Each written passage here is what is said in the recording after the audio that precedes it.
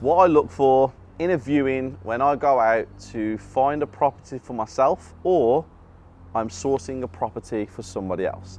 Now, today's viewing didn't actually go according to plan. I'm with my mentor student, Jack. I wanted to take him round. I wanted to show him what I'm looking for. I wanted him to see the interaction with estate agents. But take a look at this.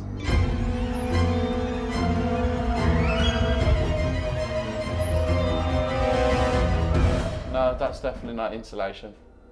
That's definitely been used illegally. 100%. Can you see how all the flooring's out and everything? Because the house has been used for something other than people living here and renting it. What's the biggest giveaway apart from all the foil? Holes in the ceiling, staple things around, the fact that the door frames are off, how many extension leads are out. Yeah. So they use them for like the lights and the fans and etc, etc. Obviously I bought a lot of houses where people have been growing weed in them. And it becomes quite obvious now. And also people selling houses that have been used for growing weed, they don't even hide, like they don't throw anything in the bin now, in the skips, they just leave them in the house for you to empty yourselves. And then obviously if we go up into the loft, oh yeah, the loft's been used clear as day. Definitely a grill. Definitely. You can't even just from what you see in the house, you can tell. Yeah. But it needs a full back to brick. And then you've got to make sure there's no damp or anything in it. It doesn't look like there is, but it's an expensive fix. It's not a cheap fix.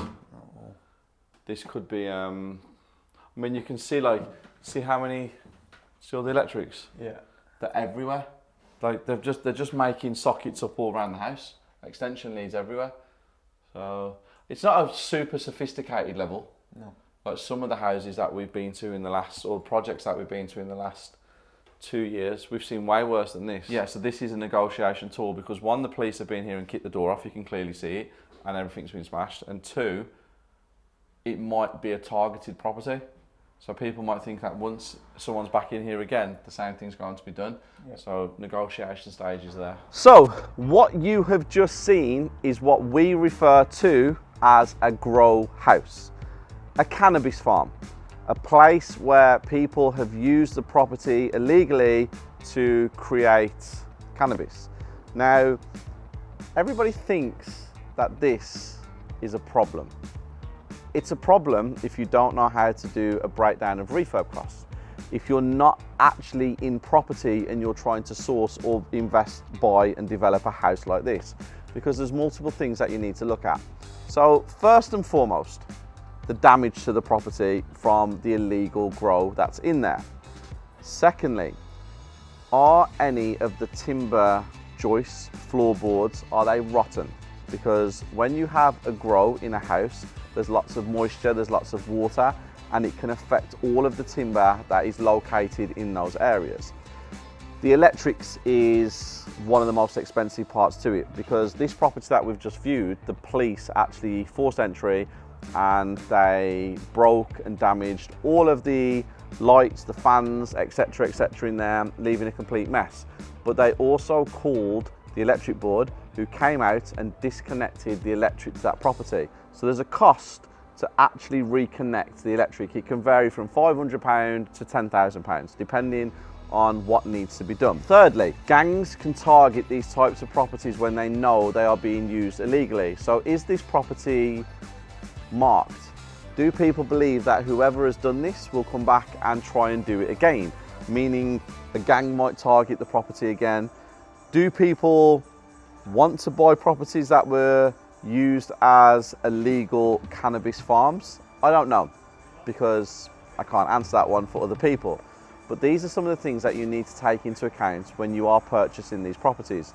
It gives you an absolutely unbelievable edge when it comes to negotiation, because you can highlight all of these concerns, you can highlight all of these bits and pieces, and you can use them to your advantage to negotiate a cheaper price. Guys, this is the property that me and Jack have just viewed.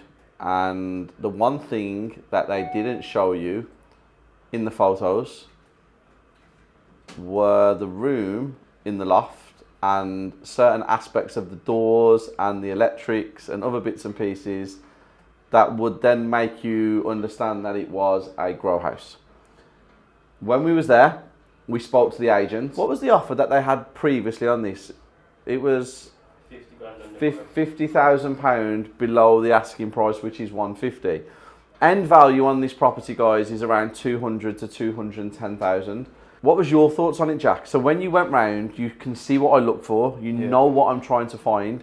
What was your thoughts on it? Needed a lot of work, had a lot of space, so you could probably add quite a bit of value to it, but good bit of work. What was the one thing that stuck out on the viewing to you? Or what was the one question that you wanted to ask when you was on the viewing? I think I mentioned to you already, just the windows. A lot of people see them and think, should I change them or not? Because they look alright from the outside, but as you mentioned before, not many people want brown windows. Just think about windows, they look alright to me. Yeah, but nobody's going to buy the house with those brown windows. No. No, and you know them brown ones, because they're wood, you can't spray them. They don't. It doesn't stick to it very well. Yeah. If it's not UPVC, when you spray them, you try and spray them, it peels off and it has a different effect on it, so it doesn't work very well. But if you were spending £210,000, would you buy that house with brown windows, brown doors? Would anybody in here? No. White door. If they was white, would you still spend the extra bit of money? Well, that depends on what level of when they was done, are they still in good condition? So we'll never know the answer to that because we can't see it. But I'm looking at the roof, I'm looking at the guttering, I'm looking at the fascia, they're all good. The only thing in that house was it was used as illegally. So there's things that we need to make sure that we can get done. Like the electric connection is going to cost a few £1,000s. We've got a full back to brick refurb, as you've seen. Electrics, as in not just the connection, the rewire of the house, the central heating. It needs a new kitchen. The kitchen needs to be extended to make more space. There was a lot of outbuildings that need knocking down and moving around that just did not really make a lot of sense. Yeah. But the owners want to sell. That's the key. So let's call the agent and let's see what we can do. Good afternoon, Mark Webster's. How can we assist? Hi, can I speak to Stacey, please? Speaking. Stacey, my name's Stephen Hamilton. I've just viewed a property on Macefield Drive with Lauren, I believe. Okay, yeah, how can I help? I am very interested in putting an offer in on this property, but when we got there, we obviously spotted a few little bits and pieces that we believe might be a bit of an issue. I think the property was used to grow cannabis, and we've contacted the electric company, and they've said there is a bit of a charge to reconnect the electric. And obviously it just needs to be refurbed, as you know. So I just wanted to know where the owners sit with this. Is it worth me pursuing it because my offer's not going to be 150, or are they adamant that they want to get 150 and there's no point me even trying to pursue it? No, so what's happened, Stephen, is we've had offers over asking price and then they've been withdrawn very shortly. So obviously there is an expectation there that it's achievable again, but our vendors have remained realistic. I don't know the history completely to the property, but we're selling it as a deceased estate and grant of probate is through. Yes. I do believe that an offer would be considered, but as of yesterday, an offer came in at 130,000 from someone in no chain, and that was declined. Okay. Yeah, my offer was going to be 125. So if obviously 130 got declined, yeah, I understand completely. Okay then. But I can obviously register your interest, and should anything change, then obviously we can definitely let you know. Yeah, please, if you could. I would like to put an offer in at 125. Yeah, 125 is where I'm at. Fine. It's a cash purchase, and yeah, ready to go. Okay, yeah, funds in the bank, that's fine. So what I'll do is I'll register your interest with the vendor. At this stage, I do not believe that offer to be accepted, but should I be know any differently, then naturally I'll revert back to you accordingly, alright? Okay, then could I ask you another question, please? Of course you can. What end value, if this was done up to a decent spec, would you realistically expect to achieve around that area? In the region, 220. 220. Okay, thank you very much, sir. I appreciate it. Alright, no worries. Bye-bye. Cheers, Bye. bye. I can't see 220 being achieved. I genuinely can't. Even by the comparables, I can't see it coming anywhere near 220. It just doesn't make it just doesn't make any sense to me. That one's got a decent sized front garden and a drive, bigger back garden, similar 185. I just think in today's market 220 is a bit of a stretch, personally. But if someone's offered 130 and they've declined 130, then it needs to be 125 for not even for it to work, for it to be half decent. You know, where you can do a BRR, probably leave £15,000 of your money in, and get a decent rental of about £1,200. Your mortgage will be about £700, so you'd make about £500 profit.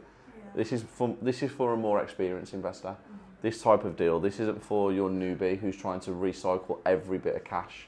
And even as a flip, unless you're getting it down to like 110, even a flip doesn't really work. But for a BRRR, for somebody who understands how the world works and how money works, £15,000 for a house for the rest of your life,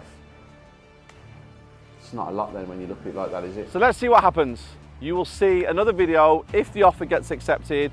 I have an investor who wants that property, an investor who's ready to go at the £125,000 mark. Anything above that, it doesn't make any sense. And also, you've got to see how I am with my mentor students.